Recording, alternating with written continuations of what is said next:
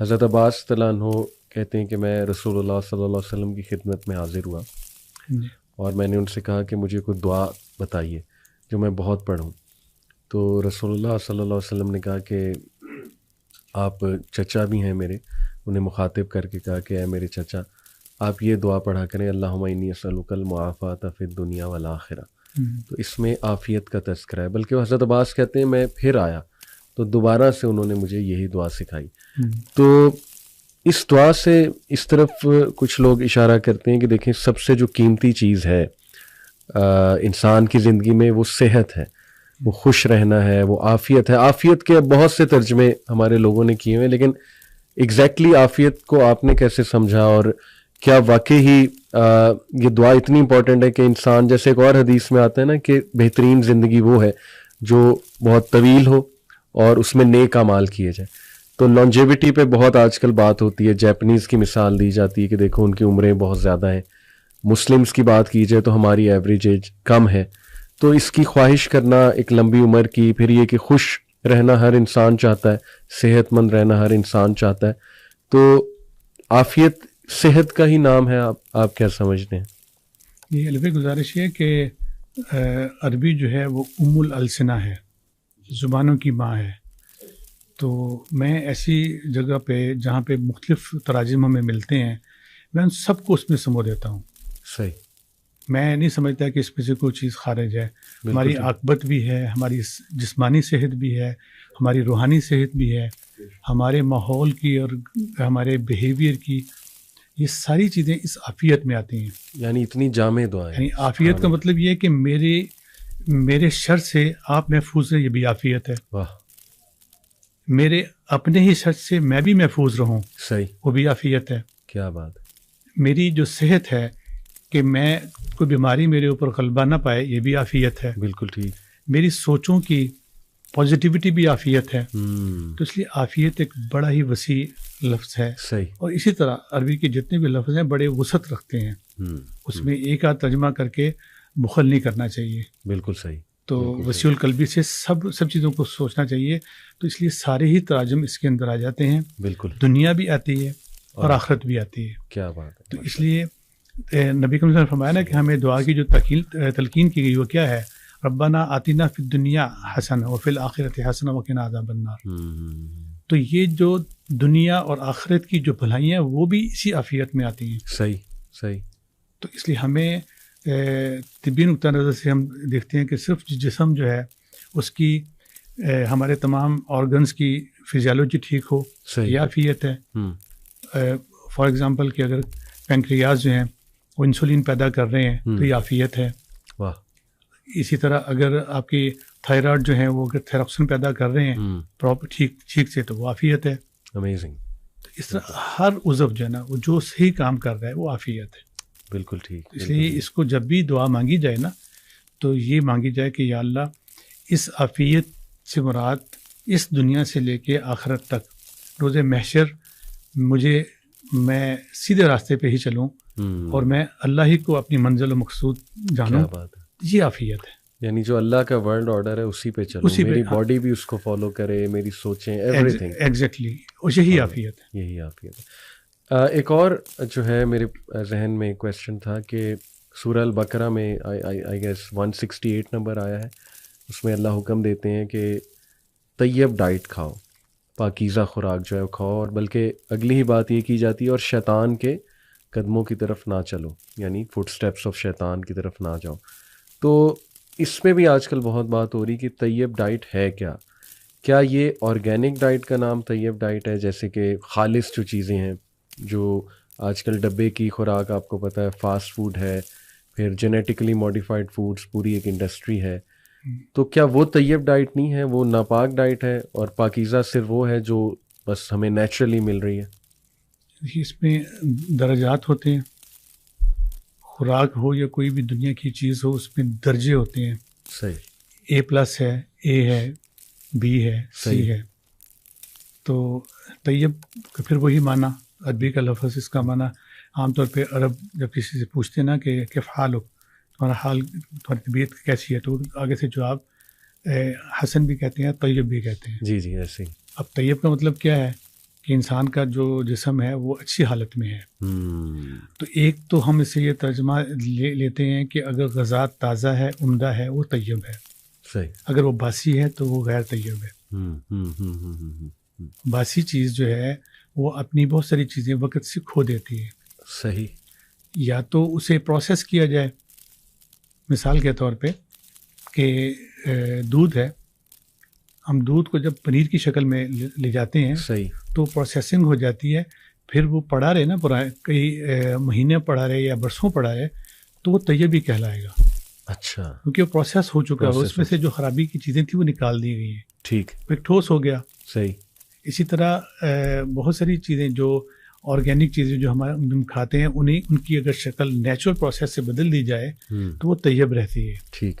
Otherwise اگر ہم دیکھتے ہیں کہ ہم عام طور پہ ایک روٹی جو آج کی پکی ہوئی ہے وہ کل ہم اسے باسی ہی کہیں گے، وہ طیب نہیں رہے گی. صحیح.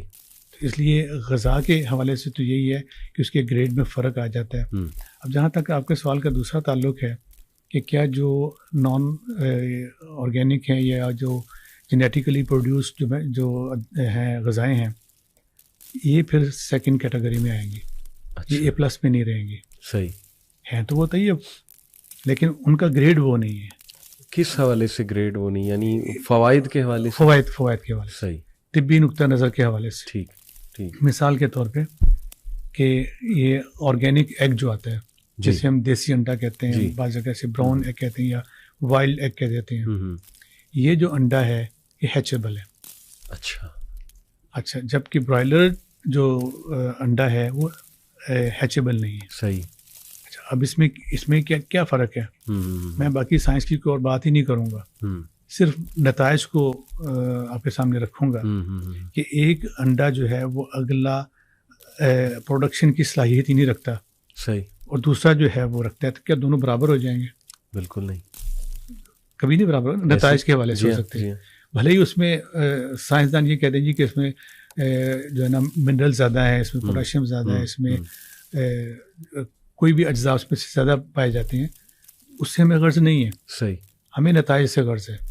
تو اس نتیجے کے حوالے سے ہم جو دیسی انڈے کو بہتر جانیں گے برائلر انڈے کی نسبت، تو ہم اسے یہ تو نہیں کہیں گے کہ جو برائلر ایگ ہے وہ کھانے لائق ہی نہیں ہے. کھانے لائق تو ہے، لوگ کھا بھی رہے ہیں. صحیح. لیکن وہ کیٹیگری میں A نہیں آئے گا، A+ نہیں آئے گا، وہ B کیٹیگری میں C میں چلا جائے گا. بالکل ٹھیک. لیکن کیا کہلائے گا؟ طیب. ایسا فتویٰ تو نہیں دیا جا سکتا کہ وہ طیب نہیں ہے. تو یہ جو برائلر چکن اور ملک پیک آل پرز یہ سب بھی پھر اس کیٹیگری سے نیچے آ جائیں گے. ہاں. جہاں تک تعلق ہے دودھ کا، تو ہر سفید چیز دودھ تو نہیں ہوتی. صحیح. تو جو ڈبے میں جو پیک ہو رہا ہے دودھ، صحیح، اس میں اللہ تعالیٰ بہتر جانتے ہیں. جو بظاہر سننے میں چیزیں آتی ہیں کہ وہ سفیدی ہوتی ہے، لیکن اس میں سے کچھ % دودھ ہوتا ہے، باقی چیزیں ملا کے تو ایک نیا فارمولہ بنایا جاتا ہے. لیکن یہ بڑی افسوس کی بات ہے کہ کمرشلزم نے ہمارے اوپر اتنا برا اٹیک کیا ہوا ہے کہ ہم جو چیزیں غلط ہیں، جی غلط سے مراد میری ہے کہ جو اصل نہیں ہے. مثال کے طور پہ سرکہ. صحیح.